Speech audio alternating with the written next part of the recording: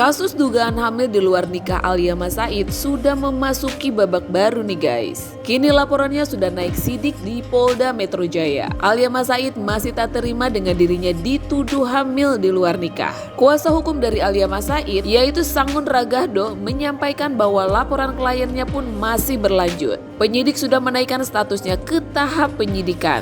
Dan sebelumnya nih guys, Alia Mas Said sudah bertemu dengan sang terlapor dalam proses restoratif justice di Polda Metro Jaya. Kala itu Alia Mas Said ditemani oleh sang suami Thorik Halilintar.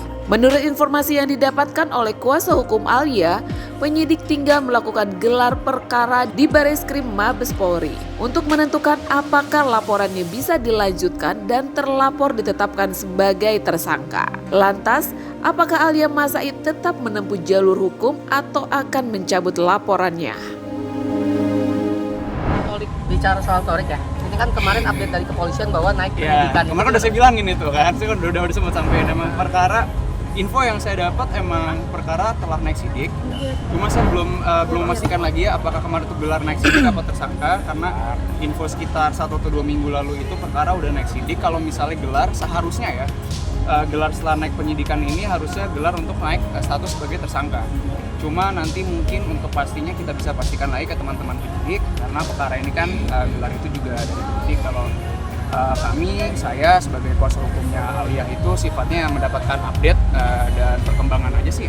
Belum sih, terakhir masih mau gelar itu aja. Saya udah sempat nanya juga komunikasi dengan Panit, lalu Panit dan penyidik di Cyber Polda Metro Jaya di unit 1 ngobrol-ngobrol sih, katanya mereka lagi mau gelar untuk di Mabes, karena sebagaimana kita ketahui bersama bahwa pasal yang kami laporkan ini ada dari perintah dari Kapolri, ada surat edarannya saya lupa waktu itu ya.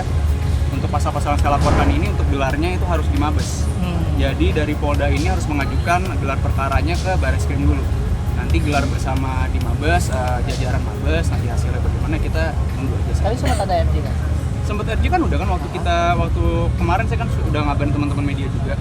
RJ kita hadir, waktu itu dihadiri oleh saya, kuasa hukumnya Alia didampingi oleh suaminya Thorik, lalu dengan salah satu terlapor yang sudah dalam tanda kutip ya kita dipanggil waktu itu sudah RJ, cuma memang dari Alia sebagai pelapor sih deadlock lah ya, intinya nggak ketemu lah kemarin. Jadi ya kami kembalikan kepada penyidik. Kalau yang disampaikan pasti itu kan rahasia ya.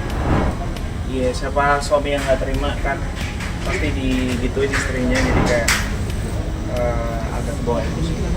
Berumur Berusaha untuk sopan tadi sepanjang mediasi, tapi saya tuh Cewek apa cowok? ibu-ibu. alias Alia gimana Alia? Sempat kepancing nggak mungkin? pasti yang Lebih banyak memang adalah kuasa hukum saya udah pasti. Nah, itu kenapa saya juga kuasa hukum saya Mas, pasti kan yang untuk mewakilkan kita berdua. Lalu suami saya juga yang lebih banyak di emosi suami saya gitu.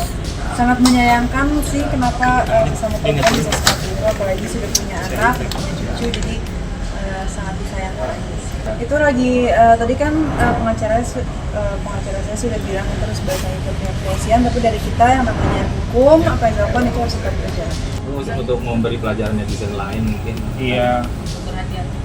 Ya, untuk berhati-hati sih kita semua dan bijak untuk menggunakan media sosial, karena di media sosial itu banyak banget yang bisa dilakuin, nggak cuma mengutarakan kebencian atau menjatuhkan orang lain, bisa dipakai untuk